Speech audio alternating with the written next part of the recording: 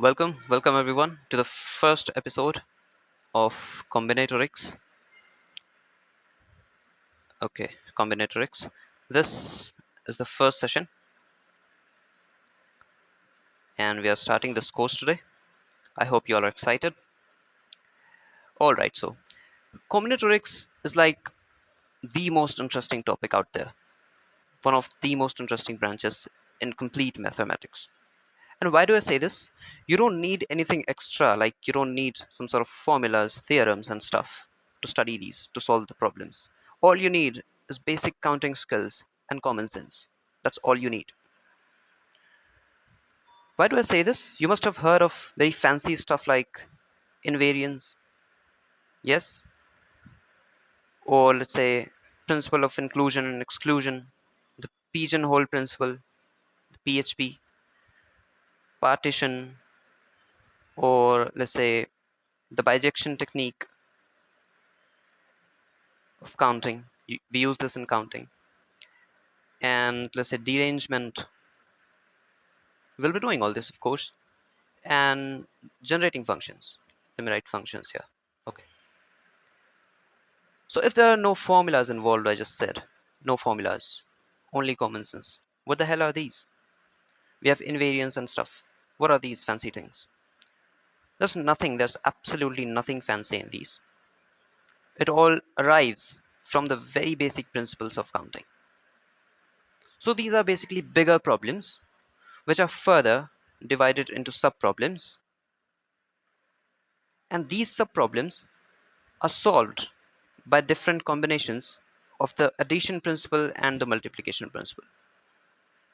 And these two things, the addition principle and the multiplication principles, these are very trivial things that originate from basic counting skills. So these every concept that sounds so fancy to you, it's all just basic counting, and I'll show it to you. When we do these, I'll do it only using these. So what are these? So we are getting into the addition principle and the multiplication principles. This these two concepts, these are not really, don't treat them like some sort of principles, some theorems or formulas. They are very trivial things. Before we get into this, let me state this very explicitly, that in order to get good at combinatorics, you have to set yourself completely free. Like, let your mind flow. You have to visualize yourself in the situation the problem is putting you in. So you have to be free, you have to let your mind work. You don't have to rely on these things. Don't treat them like formulas. Don't treat them like, now I have to use this principle, now I have to use this. Use your common sense. It will be trivial for you. So before I start with the multiplication principle and the addition principle, in all of the combinatorics problems, I expect you to ask yourself these questions when you approach them. What's the main task? What's the main task that the problem is asking you to finish? What is that task? Mention it explicitly. Second, what actions do I need to take in order to finish the main task? Now, there are some set of actions, of course, that you'll need to take. So let's call them subtasks. So these are the subtasks. Now comes the important part. The first thing now here you ask is, do I need to finish all the subtasks in order for the main task to get completed? For the main task to get completed, do I need to finish all of these, all of the subtasks? Or will doing any one or a few of the subtasks be enough be enough to finish the main task? Now, this is the important part. Do you need to do all the subtasks, or do you need to finish any one or a few of them? Will that be enough? So, you're essentially asking, what are the necessary tasks? What are the necessary subtasks? This is the keyword. This is the first thing. And then you're asking, what are the optional subtasks? This is what you do. This is the algorithm you follow while approaching almost every combinatorics problems. So one more thing I would mention, you'll have to write a lot of English in these problems. In the whole chapter, you'll have to write everything explicitly. You'll have to write, like, the wording matters a lot in combinatorics. So you'll have to learn to write proper statements. I know they teach in quota, in JE prep, they teach Combe in a very inelegant manner. So you don't have to do that. You don't have to follow a lot of formulas, tricks, and stuff. You'll derive them on your own. You'll see them on your own. So you don't need to do that. You need to just write everything that's being given in the problem. You have to write a lot of English. What I mean by that, you'll get to know once we start solving the problems. All right. So this was like the monologue. So this was what I expect you to do throughout the whole chapter, throughout every problem. So this was the basic introduction. Now we'll be getting into the concepts of multiplication principle and addition principle. Now I'll extract these two principles from you only. So I'll begin with a problem. All right. Yes. So we have a very sweet kid. His name is Joffrey. He's a very sweet, very merciful guy. All right. And this is his uncle, Ned. His name is Ned. Now, Joffrey really loves his uncle. All right. He cares about him. So his uncle is like, he has got some problem with his neck, some issue. He's ill or whatever. He's got some issues with his neck. And since, as you know, Joffrey really cares about his uncle's neck, so he'll do everything that is required in order to save him. His life is basically in danger because of the neck. So yep. So the first level of this problem, there are going to be three levels. There are going to be four actually. We'll be doing three of them. Fourth one you'll be given to think on your own later. So Joffrey needs to bring some medicines for Uncle Ned. Now there's this shop. Let's say Joffrey is at position A. Uncle Ned is at position B. There's this shop in the middle. And there are three ways Joffrey can reach the shop. Three ways. And from the shop to B, there are two ways. Alright. So let's just label the ways, the paths. So let's call this A, this is B, this is C. Let's call them this 1, this and 2. So if Joffrey chooses A, path A, in order to finish the task. So what's the main task here? The first thing that you do, what's the main task here? Giving Uncle Ned meds, right? That's the main task. It's essentially going from A to B, right? Sweet. What are the subtasks that you need to do in order to finish this main task? So Joffrey needs to go to the meds shop. So from A to shop. This is the first subtask. The second one is Joffrey needs to go from the shop to Uncle Ned. That's B. Now, it's time for the questions. Are both tasks required, both of the subtasks required are they necessary to be finished in order to finish the main task? If I say Geoffrey goes from A to the shop to the Met's shop, will that cure Uncle Ned? No, right? If he goes from the shop to Uncle Ned, like he goes to the shop randomly, doesn't take some med from here, he doesn't perform this first step and does this only. Will that be enough? No. So both of the steps are necessary. Alright.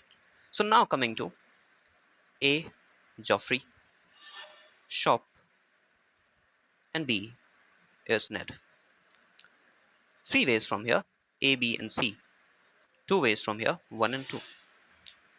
So if he chooses A, for what? For A to shop, for position A to shop, he chooses path A. Then from from the shop to the position B, he has two ways. What are those? 1 and 2. So corresponding to A are two ways. So we're going to write A1 and A2. That defines the path. Now if he chooses B, this one, if he chooses B, he once again faces the same two paths, right? So these are B1 and B2. If he chooses C, once again the same two. That's C1 and C2. So these are the total number of paths, the total number of ways Geoffrey can save Uncle Ned. 6 ways, right? If you count these, 6 ways. What exactly are we doing? So for the first one, for the first path from in subtask 1, corresponding to that, there were 2 paths. And there are 3 of such, 3 possible ways to finish subtask 1. A, B, and C. So if corresponding to 1 there are 2 ways, corresponding to 3 there are going to be 3 into 2 ways, right? That's 6 ways. Sweet. Let's leave it here. Alright, we are leaving it here. We'll do the level 2 of the same problem. Alright, so we have Geoffrey at position A, and we have Uncle Ned at position B. The situation is same. We have different shops. Shop 1, shop 2, shop 3, and shop 4. Now each of these shops have all the required medicines. Alright. Now let's say from Geoffrey to the shop 1, there are 3 ways. I'm not making the 3 ways. That would become a mess. Yeah, so I'm just writing 3 ways here. Now from A to shop 2, there are 4 ways, let's say. From A to shop 3, there are 2 ways. And from A to shop 4, there are 3 ways again. Sweet. Now from shop 1 to Ned, let's say there are 4 ways. From shop 2 to Ned, there are 3 ways. From here to Ned, there are 2 ways. And from here, there's 1 way. There's 1 way. Alright? Sweet. Now I'll need you to imagine yourself at the place of Geoffrey. Alright? You are Geoffrey. You have to go there. Going to any of these shops, like each of them have the required medicine, all the required medicines. So what's the main task? Main task, that's the first thing you write. Going from A to B, once again. What are the subtasks that need to be finished in order to finish the main task? The first one is go to S1, the shop 1 from A, and then to B from S1. Alright? So let me just bring this whole thing down to the second page. Alright. Sweet. Here we are. Yes. So okay. This is the first subtask. The second one I'm writing here. Go to S2 from A, then to B, from S2. C's go to S3 from A, then to B from S3.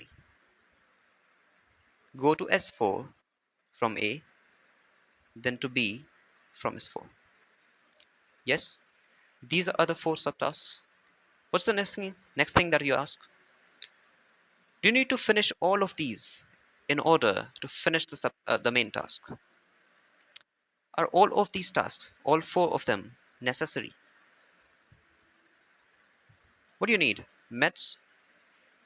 Why the hell would you go to all those four shops? Going to even one would be enough, right? Yes? So finishing any one of the subtasks finishes your problem, the main tasks. So we'll find the number of ways you can finish subtask 1, A. Alright? This is basically the level 1 problem. Yes? So we are basically saying from A to S1, from S1 to B. From A to S1, we've been provided there are 3 ways, and from S1 to B, there are 4 ways. So in total, there are going to be 3 into 4 ways, exactly like we did. Yes, in level 1, 12 ways. This is the first subtask. Now, coming to the second one, this is S2. We have 4 ways. We have 3 ways here. Once again, 12 ways. Yes. Coming to the third one, A to S3, we've got 2 ways here. And then to B, we've got, once again, 2 ways, I guess. Yes. So we have 2 ways. That's 4 ways in total. Now coming to D, we have 3 ways again here and 1 way here. So that gives us 3 ways. Now doing any of these 12 ways are necessary. Like one of these is necessary, one of these is necessary, one of these and one of these. Yes. So now look at them, like if you do any of these 12 and 12 and 4 and 3, your main task would be finished. Look at them, like there are 12 chocolates, there are 12 candies, there are 4 pens and 3 erasers. Alright, you have to choose out of these one item. How many choices do you get? How many options, how many ways do you have? 12 plus 12 plus 4 plus 3. That's exactly what I'm saying. You have to choose one way out of these. You have to choose one item out of all these. You have to choose one way. So you add them. Yes. So in total, there are going to be 24 plus 7. That's 31 ways to save Uncle Ned. Sweet. We are leaving it here again. Alright, so there was a bit of an interruption. So let's just level up things a bit. We have the level 3 now of the same problem. So once again, we have Geoffrey at position A, and we have Uncle Ned at position B. Now Geoffrey, being the sweet kid he is, he wants to save Uncle Ned. Now if anybody in the comments tries to tell you otherwise, that Geoffrey is not, alright, you don't trust them. I'm the true one, you trust me. Alright? So yes, Geoffrey is sweet, he's merciful. If somebody tells you otherwise, that's propaganda. Sweet. So we've got some more conditions this time. We've got oxygen this time. Geoffrey needs to get oxygen in order to save Uncle Ned. Now there are 3 ways Geoffrey can get the oxygen. Please keep noting these down, the problems. I'm not writing formal problem statements because I framed these problems. I don't really have a formal one. Anyways, so there are 3 ways for the oxygen. Let's say here's the oxygen point. Alright, there are 3 ways, as you can see. Now we have got 3 shops. What else do we have? This is where the spice, like we spice things up. We've got 2 medicines. Both are necessary. Shop 1 has medicine 1, shop 2 has medicine 2, and shop 3 has medicine, has both of them, M1 and M2. Alright. Now, from shop 2, Geoffrey, that we are given, from shop 2 to Ned to point B, he has 3 ways. From the oxygen point to shop 1, he has 4 ways. From this to shop 3, he has 5 ways. From shop 3 to B, he has 5 ways. Perfect. Now, we need to ask a question that we ask. Yes? What's the main task? Once again, it's Geoffrey saving his uncle, right? From A to B. That's the main task.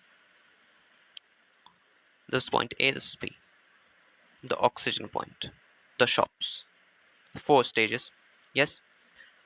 Now, what are the subtasks that Geoffrey needs to finish? First thing, get the damn oxygens. Yes? How many ways? 3 ways. B, get both M1 and M2 from the shops. Now C, reach net from the shop. Yes? So this is what we have. Let me just redraw our situation. We have A here, Geoffrey. What else do we have? The oxygen point. There are 3 ways. From the oxygen point to S1 and S2 and S3, we have this thing has M1, this shop has M2, medicine M2, this shop has M3. Sorry, M1 and M2. Okay. The number of ways Geoffrey can reach S1 was given to be what? 4 ways, 4, 5, and 3, 5. We have 4 ways. And this was 5 ways. No data has been provided for this. Alright. From S2 to Ned, we once again have what? 3 ways. And from S3 to Ned, we have 5 ways. Yes?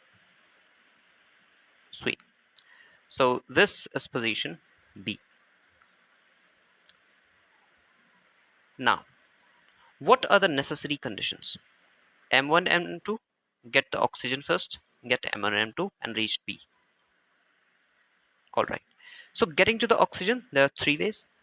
Yes? Now he needs to get both M1 and M2. Either he can go to both shops S1 and S2, S1 and S2, or he decides to go to S3.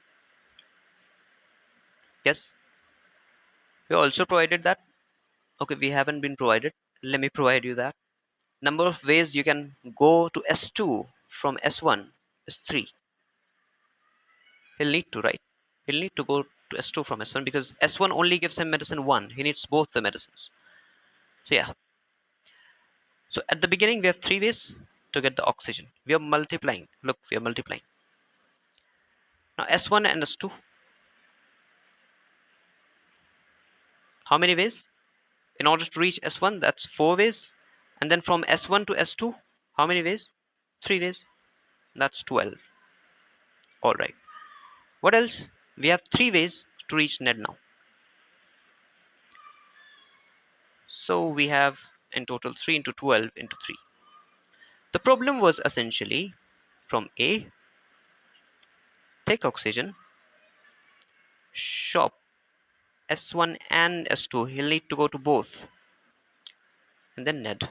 We found out in order to go to both S1 to S2, since to reach here it's some number of way, to reach here is some other number of way, so it's n into m here. We calculated that here. That came out to be 12, right? So this was 3, this was like 12, this was 3 again. So 3 into 12 into 3, that's going to be 108. Alright, now we have one more option, S3. Why didn't I include that here in S along with S1 and S2? He doesn't need to go to all 3, right? S1, S2, S3. If he goes to S1, he'll need to go to S2 only. He needs to get M1 and M2. Or he can decide to go to S3 only and he'll get both of them if he's smart enough. All right, you don't have to think all that. When you visualize yourself at the place of Joffrey, you don't have to think, oh, I'm smart, I'll not go to why would I go to S1 and then go to S2. No, you don't have to think about optimization. You're stupid. Think of yourself as something like that. Check what all options do you have. You don't have to go. You have to just count how many ways do you have. All right. So yeah. So that is the optional thing. Either go to S1 and S2 or S3. Now number of ways with S3. Let's count that separately. From A to oxygen to S3 then to Ned. This remains what? 3. This is 5 and 5, I guess. Yes. Yes. This is 5 and this is 5 as well. So this is a simple problem. This is 5 into 3 into 5 into 5. Level 1 we're talking about. So 5, that's 75 ways. Now he can either do these or these. He can either like choose from 108 chocolates or 100 or 75 candies. He can choose any one of the ways. Choosing any one of the ways would finish the task. He can choose any item out of these. How many ways? So that would be 108 plus 75, right? Whatever that is, you can add. That would be the answer. Now let me add one more twist to level 4 that you'll need to think. The problem remains same. We have Joffrey at A. We have the oxygen shop. I don't know if there's a shop for oxygen. I don't know. We've got 3 ways here. Alright. And then we have shop S1 for the meds, S2 and S3. This time we have provided this as well. That's interesting if you can think. I'm not adding this. That would make this very complicated. We have Ned here. This is 5, this is 4, this is 3. This remains 5, this is 5. Alright, perfect. Now the problem here is you'll need to consider cases if he decides to go to S1 first, then S2 and then Ned, or he decides to go to S2 first, then S1 and then Ned. Let me add this. Of course, I'll need to add this. Yes? Okay. So now count the total number of ways. This is something you'll need to do later, like at the end of the session, not now. Don't start pausing the video and counting. Now, we observed a couple of things. When two tasks, two or more, are necessary, he has to get the oxygen as well, the meds as well, and then reach there as well. Number of ways to get the oxygen is 3, to get the meds is 4, to get to Ned is 6. So it all was 3 into 4 into 6. In the beginning, it was just him getting the meds, then getting to B. This was 2 and 3. So we said it's 2 into 3. Why? Because both of these subtasks were necessary. And when they were optional, when we had options, like we went some shop, some place where we had options like 100 chocolates, 20 candies, 10 pens, let's say, and we had to choose one of these. How many options do we have? We have 100 options, we have 20 options, 10 options. We add those. We have to choose one. We don't have to choose all 3 or something like that. Right? Sweet. So, yep. So we're going to add these. That's what 130. So now if I write something, if I derive the multiplication, we are either adding or multiplying. So if I write the multiplication principle first, if I generalize this thing, this concept that we just studied from all those levels of, dealing with Joffrey and Ned, what do we have? So if we say, let me choose the pen. So if a task is set to be completed, the main task set to be completed, if all of the subtasks are completed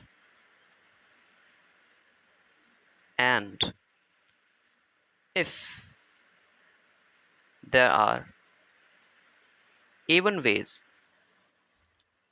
to complete subtask, let's say T1, A2 ways to complete subtasks T2, A3 ways to complete T3, and exactly like that, AN ways, let's say there are N subtasks to finish Tn.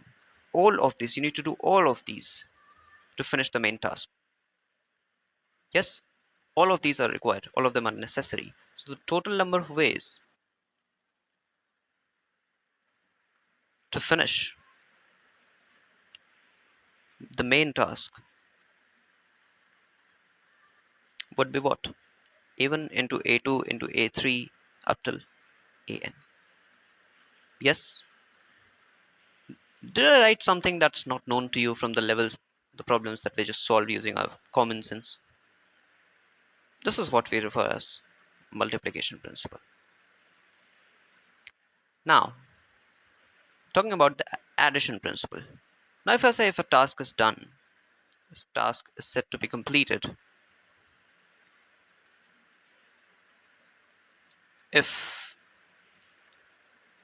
any of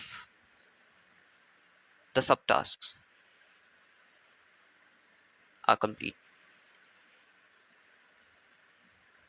It's going to be is, right? Any of the subtasks is completed. And the number of ways to complete subtask T1 is, let's say, A1. For T2 it's A2. Once again for Tn it's going to be An. We got T2 here. Okay, so the total number of ways to finish the main task is going to be what? A1 plus A2 plus A3 plus dot dot n. Yes, this is the addition principle. Try to think of these like choosing the candies, the chocolates. One of them you have to choose. You're in a shop. A1 candies are there, A2 something else is there, and AN something else is there. You have to choose any one of the things. One of the things, right? So you add them. That's that many choices you have. Think of it, visualize it, flow with it. All right. So it's time for problems. Yes.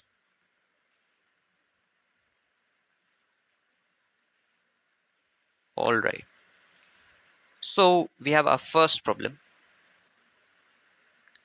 Let me just add it here. Okay. We have a really sweet one for the first.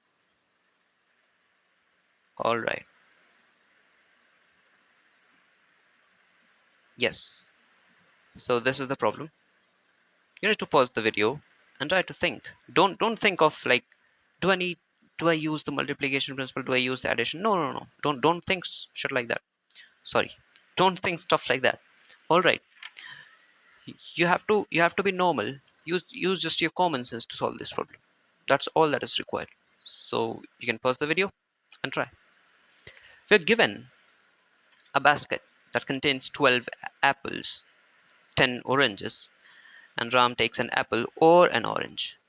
So Ram is taking an apple or an orange. There are 12 apples, there are 10 oranges.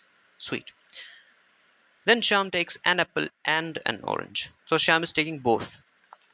Right. Sham takes after Ram. Sham takes one apple and one orange. Okay. What else? In which case does Sham has more choices? When Ram takes an apple or when he takes an orange? So of course, like if Ram takes an apple at first, so Sham will be left with 11 apples to choose from and 10 oranges to choose from because he's taking after Ram. It's mentioned, you know, Ram takes an apple, then Sham takes. Yes, wording matters a lot, as I said. So if Ram takes an orange at first, so Sham will have 12 apples to choose from and 9 oranges to choose from. So there are going to be different number of ways, right? So which one is more is what the problem is asking. So this is where you make cases. You don't know whether Ram will choose an apple or orange. So you just test different cases. So case one is if Ram chooses an apple. Yes. If he chooses an apple, how many ways? How many ways can he choose an apple? There are 12 ways, right? Now Sham chooses after him. So he has to choose what? One apple and one orange from, since Ram has already chosen an apple, we have from 11 apples and what, 10 oranges. So basically Sham has 11 ways to choose an apple and 10 ways to choose an orange. He needs to do both the things. He needs to finish these both tasks. The main task is choose an apple and an orange. There are 11 ways to choose this, 10 ways to choose this. To complete both of them, we have to multiply. Yes, because both the subtasks are necessary. So that's 110. 110 here. Now what's the main task? Number of ways both of them can choose a fruit. Ram as well chooses, Sham as well chooses. For the first case, number of ways Sham can choose is 110, we found out. Number of ways Ram can do is 12. The main task is both of them need to choose how many ways? Yes, that's going to be 1320, I guess. Yes. All right. Now comes case 2. If Ram chooses an orange, how many ways? There are 10 oranges. There are 10 choices, of course. 10 oranges, 10 choices. Yes, is choosing an orange. We are ignoring apples. This is the specific case, of course. Now, what about Sham? He's left with what? 12 apples still and 9 oranges. He needs to do both of these subtasks, choosing an apple, choosing an orange. The subtasks are choose an apple, choose an orange. Both of them are necessary. So 12 into 9 will do. That's 108. Now, among these two, what is this? Number of ways Sham can choose. What is this? Number of ways Ram can choose. Both of them need to choose a fruit, right? So in order to finish that, we'll have 10 into 108. That's 1080. So which one is more? This one, right? So we'll say if Ram chooses an apple first, then they have more choices or whatever that has been asked. All right. So Sham has more choices. Sweet. So this was the problem first. You may want to replay that if you didn't get that. So we have problem 2 now. Let me fetch the problem first. Alright, so we are provided with a hall. A hall. It has 3 gates. Alright. So we are asked that the number of ways in which a man can enter through one gate. This is through. Alright. Of course, very elegant handwriting, I know. But okay. So can enter through one gate and leave through a different one. Yes. What's the main task? Leave, sorry, and enter and leave. Yes, this is the main task. What are the subtasks that are required? Subtask 1 is enter. Subtask 2 is leave. This is the whole, let's say, 3 gates. Gate 1, gate 2, and gate 3. So when the man is entering, he has 3 ways to enter. Either he can enter through gate 1 or gate 2 or gate 3. So he's got 3 ways to finish subtask 1. When he's leaving, the problem says can enter through one gate and leave through a different one, like he cannot leave through the gate he entered from. So if he entered from G1, let's say, he cannot leave from G1. He'll have to choose the other two. So one of the choices got eliminated like that. Yes, so we are left with two of the choices every time. Doesn't matter if he enters from G1 or G2 or G3. So for leaving, he has two choices. He needs to do both of these in order to finish the main task. So it's 3 into 2. That's 6 ways.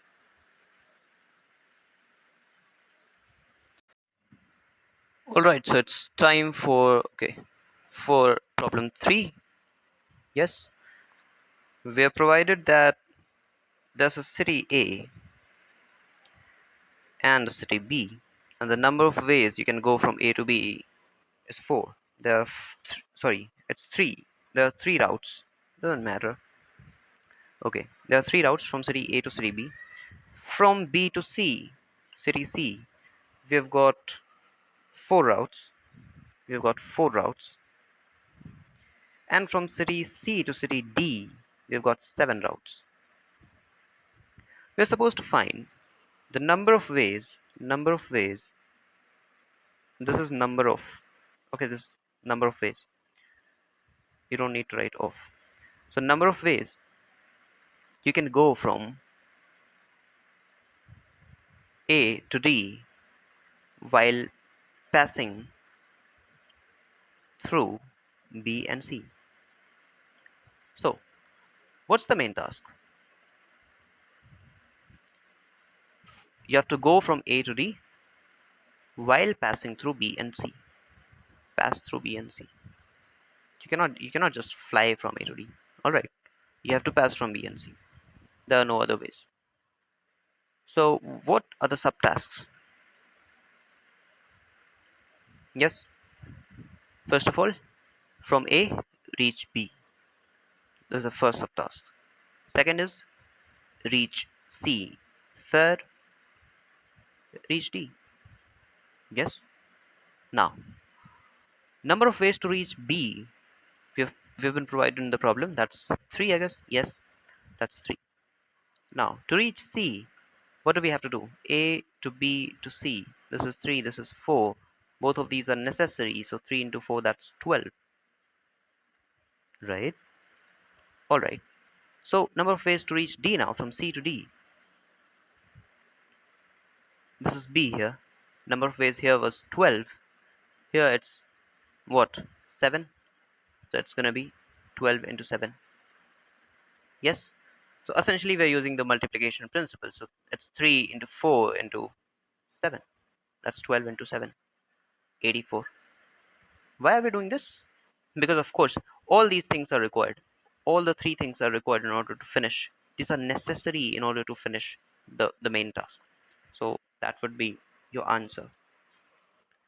Now, coming to the next problem. Once again, I have that gate problem through the holes. I'll be just updating it a bit. Let's see. So there's the city. It has 12 gates. City has. So in ancient cities used to have walls, so they had gates. Yes, King's Landing.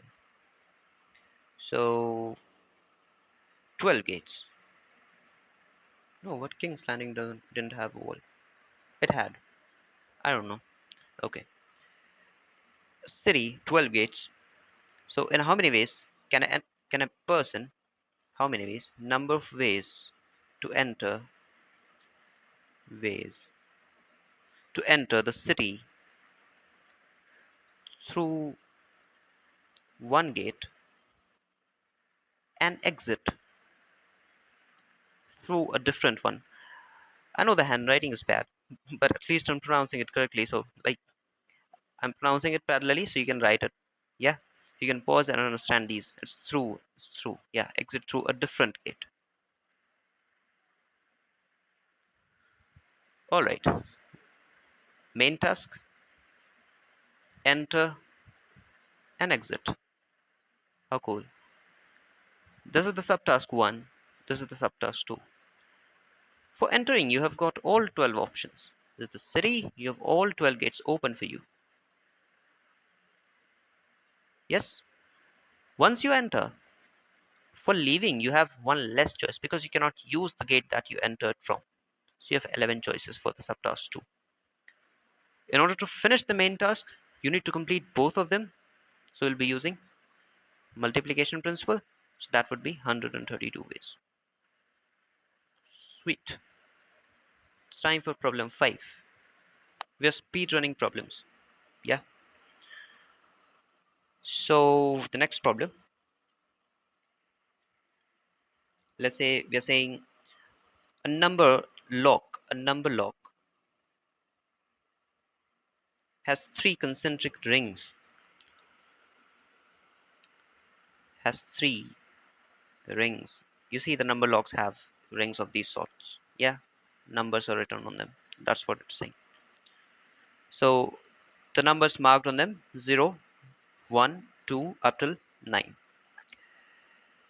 So of course only one particular arrangement, there's only one lock, right? So one particular arrangement of these three rings is gonna open, is gonna unlock the lock. Yes. So let's say that one particular arrangement is A, B, C. All right. This opens the lock. So you have to find how many unsuccessful attempts to open the lock. So you're basically like some burglar or something. You're a thief trying to steal stuff. You don't know, and you're the dumbest possible thief ever. So you try all the unsuccessful ones. So how many unsuccessful attempts are possible? So yep, you have the numbers 0, 1, 2, 3, 4, 5, 6, 7, 8, 9. There are nine numbers. Yes, you have to choose three of them. So three places you're supposed to fill. Yes. Now what? How many choices do you have? It can be 1, 1, 1. Yes. All three of them may have the same digit. There's no such constraint given. So yeah, they all don't need to be like different. So it can be same as well. It can be 0, 0, 0 as well. People keep 0, 0, 0. They think they're very smart, keeping this as their lock. That's stupid. This is the most stupid lock ever. Anyways, also 1, 1, 1. Yeah, okay. So, yep, coming to the problem. How many choices do we have for this? These are the subtasks, right? The main task is to fill A, B, C, right? So you have to get the whole thing. That is the main task. In order to do this, the first subtask that you do is first find A, right? So for A, how many choices do you have? You can choose from these numbers. How many are they? There are 10 numbers. Now, if you're thinking it's just 9, where did 10 come from? I cannot explain that. That's a very typical concept. I cannot explain that. So you've got 10 choices. For subtask 2, for choosing B, once again the same numbers you have, right? Even if you choose 1 from here, if this is 1, let's say, out of all 9, you can again choose 1, right? We are allowed to repeat stuff. So it's again, we have 10 choices again. For the subtask 3, we again have 10 choices. Now all three are necessary, yes, in order to complete the main task. So we'll use what? The multiplication principle. 10 cube. What is this? This is the total number of locks that are possible, total number of codes that are possible. What do we have to find? The maximum possible number of unsuccessful attempts. We use something called as negation here. When something that we are supposed to count in a problem, when the opposite of that is easier to count. So we basically subtract that opposite thing from the total number of things, and then we get what we have to count in the problem. We have to count number of unsuccessful attempts. Successful attempt is going to be this is the opposite of unsuccessful, of course. That will be that just one code that will be the successful one. This is the total number of codes, 10 cube. So if I subtract 1 from here, I'll get the total unsuccessful attempts. So you're gonna fail triple nine times at first, since you're the dumbest one alive. Thief alive, not you, not the viewers watching. Okay, so the answer is gonna be triple nine. So this was negation. We'll be using it in difficult problems as well. I'm just trying to build a base today. All right. So this was what? This was problem number 5. Let's do problem 6. So we have a binary sequence.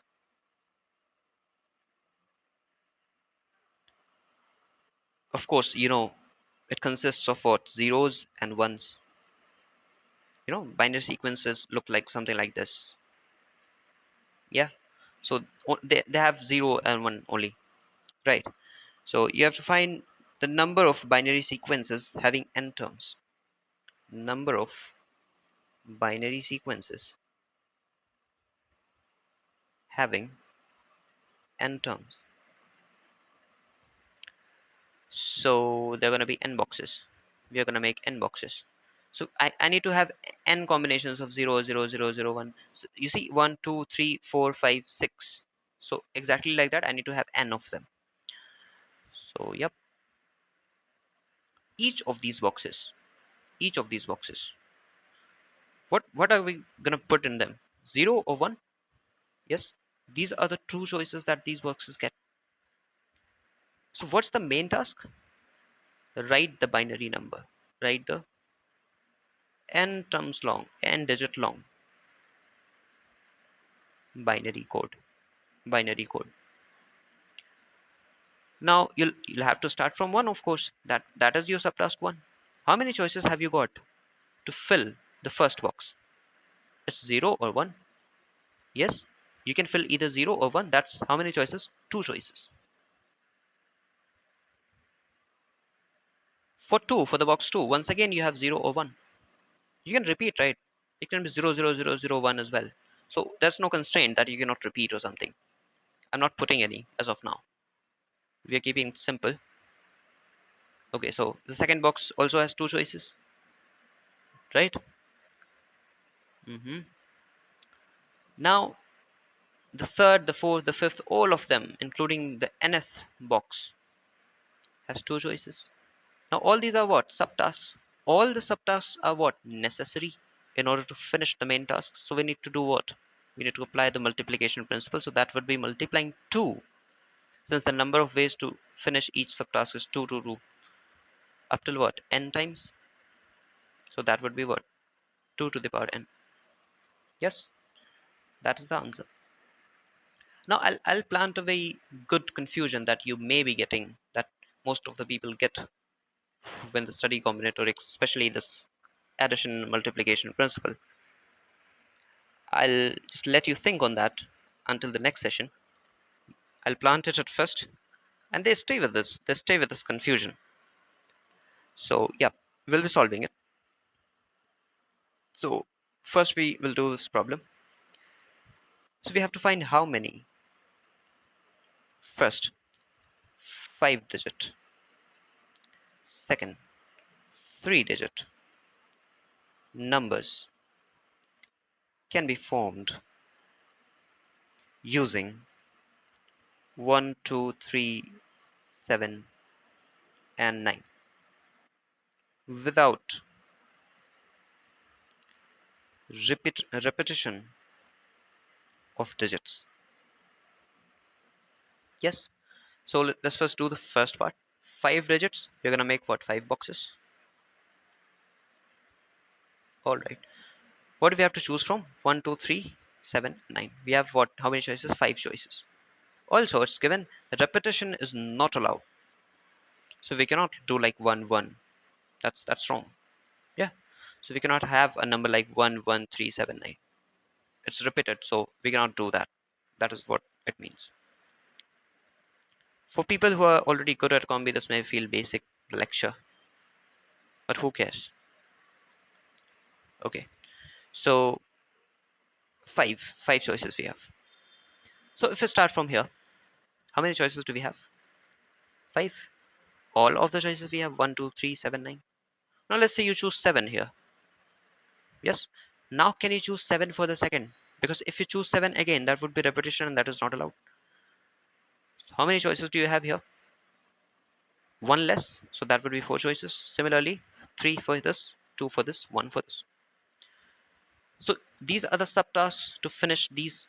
Yes, in order to make the whole 5-digit number. So you need to multiply them. That's what 5 factorial. Perfect. Now what? For the 3-digit, do it on your own. Yes. Now what's the confusion that I was talking about? Let's say I have a 3, I have to make a 3-digit number from the digits 1, 2, 3, 4. Repetition is allowed. Or let's say it's just that 3-digit code that we were discussing about. From these 4 digits we have to make. Alright? So we were saying that each of the boxes has 4 choices. 4 choice. This has 4 choice. This also has 4 choice. We're not doing 4, 3 this time because repetition is allowed here. Alright, we can have a number like 2 to 2. Alright. So 4 here and 4 here. So this gives us 4 cube, 4 to the power 3. Number of ways to choose this code. We are basically saying that each of the boxes has 4 choices. Why are we not saying that each of those numbers 1, 2, 3, and 4, these numbers have 3 boxes, like 3 choices of boxes to go? This also has 3, this also has 3, this also has 3, and then we use the multiplication principle and we get 3 to the power 4. Why is this the answer and not this? This sounds reasonable, does it?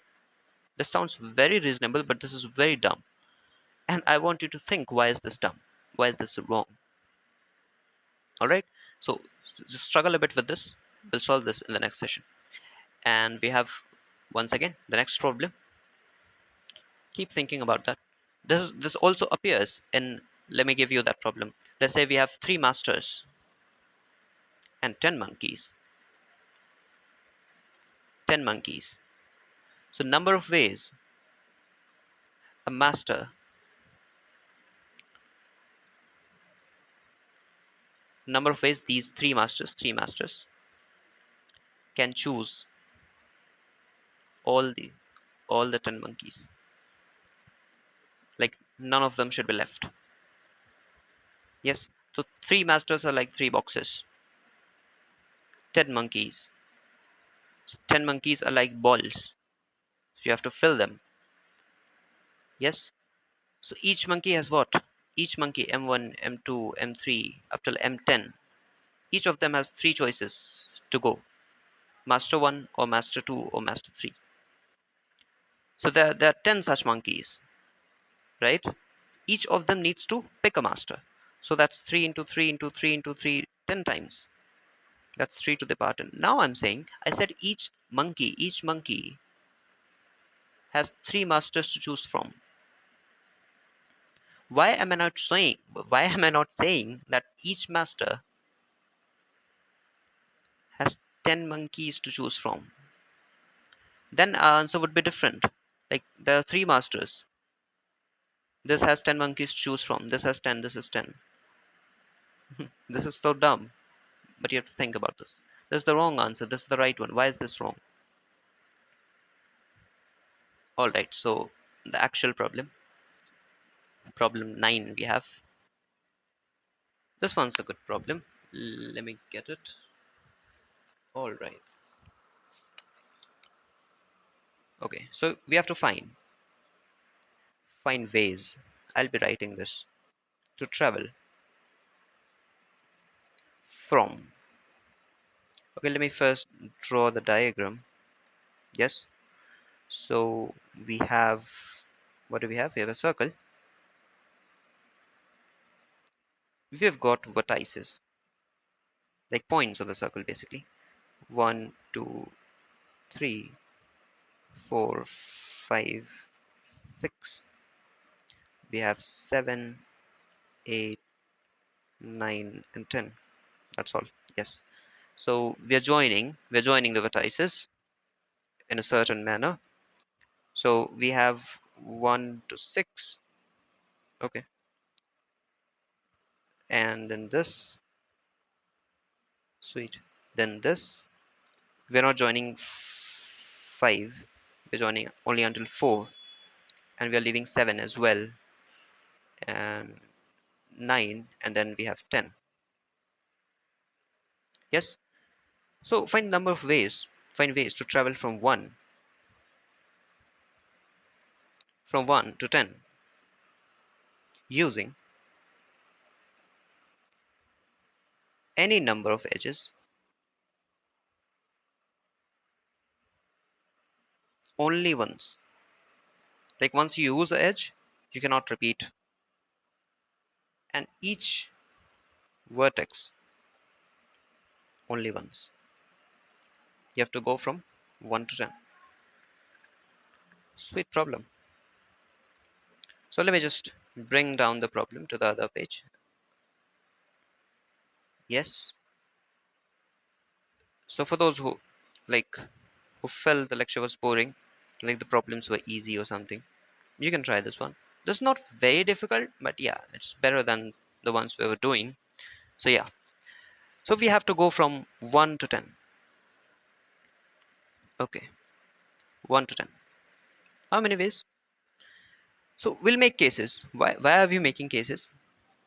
Because we see there's one direct way, and all other ways involve edges, like the straight lines. Yes. So we'll make 1 to 10 directly. This is the case 1. That's only one way of doing that. This one, this path. Case 2 is, if you notice, there's the observation you need to make. What's the key observation? Every other path from 1 to 10, apart from this direct one, goes through 6. Goes through 6. This one, okay.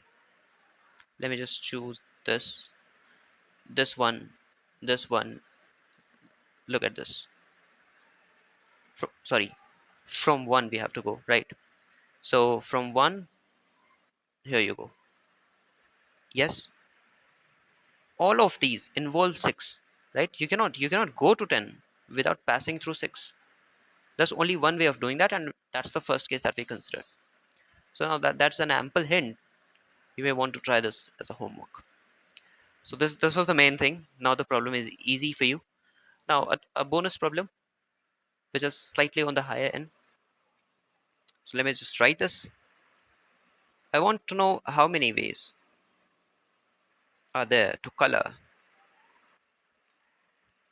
the vertices of a chessboard, red or blue,